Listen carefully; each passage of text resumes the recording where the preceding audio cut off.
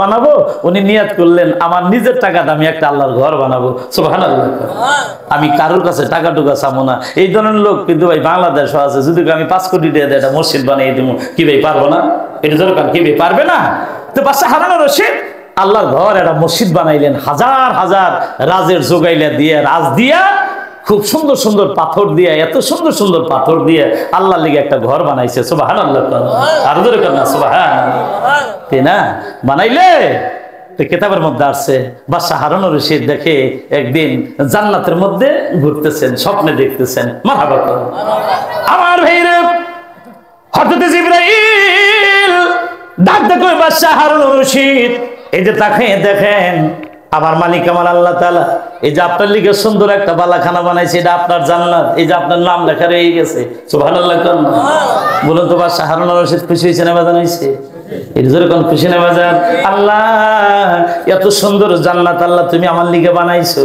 ফেরেশতা ডাক দেখো, ও বাদশা হারুন রশিদ, মালিক খুশি হইয়া আপনি মসজিদ নির্মাণ করছেন, এই জন্য আল্লাহ তাআলা বিশাল একটা জান্নাত আপনার লিগে বানাইয়ে রাখছে। আপনি একটু আসেন, আসেন, আপনার জান্নাতের মতো আর একটা জান্নাত আল্লাহ বানাইয়ে রাখছে। জোরে কন্না সুবহানাল্লাহ। কয় যে ওটা কার জান্নাত? আসেন, ওই জান্নাতের মধ্যে লেখা আছে আব্দুল্লাহর জান্নাত। মারহাবা কোন। ওরে বন্ধুরে, বাদশা হারুন রশিদ কয় ভাই জিবরিল, এটা কোন আব্দুল্লাহ? এটা কোন আব্দুল্লাহর জান্নাত? আমার জান্নাতের মতোই দেখতে, বিরাট জান্নাত। এটা কোন আব্দুল্লাহ? কয় যে আপনার রাজমিস্ত্রির কাজ করছে, আপনার ওই রাজমিস্ত্রির কাজের সাথে একজন লোক জুগাইলার কাজ করছে, নাম হলো তার নাম হলো আব্দুল্লাহ। তার কাছে জিজ্ঞাবেন কোন কারণের জন্য আল্লাহ রাব্বুল আলামিন তার জন্য এই বালাখানা বানাই রাখছে। জোরে কন্না সুবহানাল্লাহ।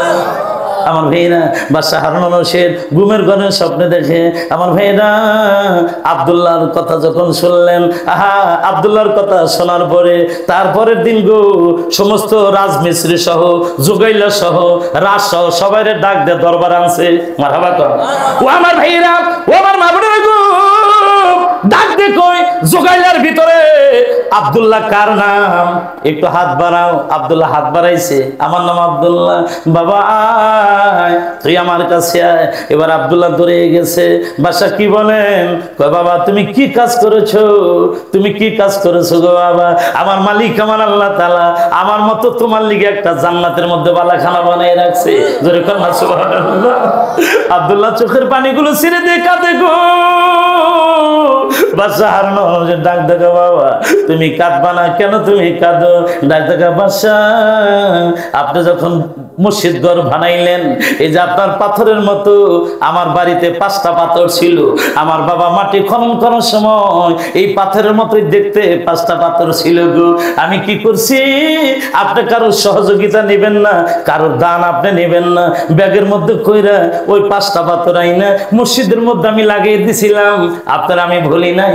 আমার মন কয় ওই মসজিদের মধ্যে লাগানোর কারণে আমার আল্লাহ খুশি হইয়া আল্লাহ আমার জন্য বালাখানা বানাই রাখছে। জোরে কোন সুবহানাল্লাহ। আল্লাহ ঘুমের ঘরে বাদশা হারুন রশিদের স্বপ্ন দেখায়, বাদশা হারুন রশিদ রে 5টা পাথর দান করার কারণে, আমার ঘরের লাগানোর কারণে আমি আল্লাহ খুশি হইয়া ওই গরিব মানুষ আব্দুল্লাহর জন্য আমি আল্লাহ একটা জান্নাত বানিয়ে রাখছি। জোরে কোন না সুবহানাল্লাহ। ও আমার ভাইরা রে, আমি শুনলাম এই মসজিদের জন্য 40,000 টাকার টিন লাগে, 40,000 টাকার কাঠ লাগে। দেখি আমার কোন দরদি ভাই, আমার কোন ভাই, আমার কোন বাস্তা, আমার কোন চাচা, আমার কোন চাচি, আমার কোন মা, দেখি কি আছেন 40,000 টাকার টিন দিবেন বা কাঠ দিবেন। 40,000 টাকার আমি তার লিগে দোয়া করব। রাত্রি গভীর হয়ে গেছে ভাই, আল্লাহ যেন তার জন্য সুন্দর একটা বালাখানা আল্লাহ বানায় রাখে।